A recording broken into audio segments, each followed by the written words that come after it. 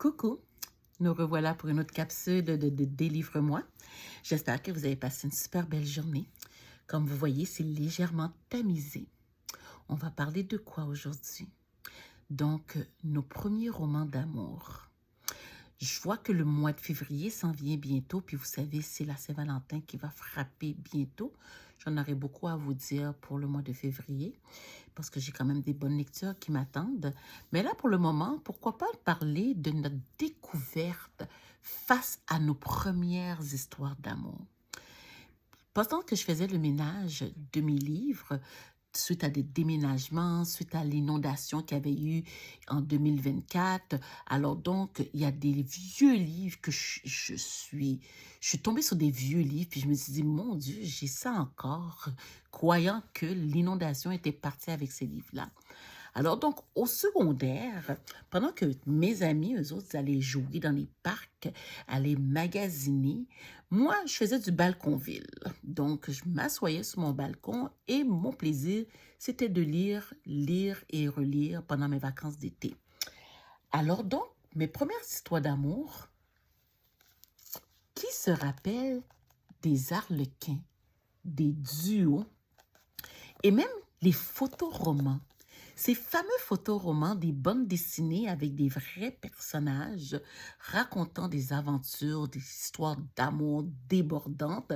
Différence avec les duos et les arlequins, c'est que on avait des photos. Donc, photoromans, on pouvait suivre ces vedettes, souvent italiens, les Fabrizio, les Claudia et compagnie. Alors donc, je ne vais pas vous mentir, mon secondaire, j'ai rêvé de l'amour parfait. Vous savez, le genre d'amour où est-ce que la fille est complètement dépendante de ses sentiments, où est-ce que le début, c'est tout le temps d'une chicane, puis les secrets qui ne finissent plus, jusqu'à ce que, oups, tout débloque, et puis ils vécurent heureux et ils eurent beaucoup d'enfants. Alors donc, voici mes premiers romans d'amour. Je ne sais pas pour vous, c'était quoi? Je sais que aussi il y avait les Barbara Cartland dans le temps médiéval. Est-ce que c'était vraiment médiéval? En tout cas, je me souviens plus. Mais il y avait Barbara Cartland aussi, donc, et qui était très, très à la mode à cette époque-là. Et aussi la découverte de Danielle Steele. Je ne vais pas vous mentir. Pas vraiment une grande fan de Danielle Steele, mais quand même, pour m'embarquer dans l'euphorie de l'amour, je les ai lus juste pour me faire une idée. Alors donc, retrouver les arlequins dans mes boîtes de souvenirs, ça m'a fait sourire parce que ça fait au moins plus de 40 ans que j'ai ça. Puis je regarde même les pages, sont un petit peu jaunies par le temps. Alors donc, pour vous, mes amis, quelles sont vos premières lectures qui parlent d'amour? Il y a aussi les cœurs à cœur pour les jeunes adolescentes.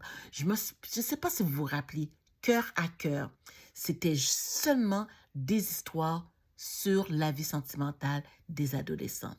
Alors donc, je vous laisse réfléchir là-dessus. Allez fouiller dans votre passé, trouvez qu'est-ce qui vous faisait vibrer quand vous étiez enfant, adolescent, et on va sûrement se reparler. Donc, je vous laisse là-dessus. On se revoit demain, peut-être pas à la même heure, mais c'est sur le même poste. Continuez d'aimer ma page, continuez à la partager et continuez surtout à me faire des suggestions.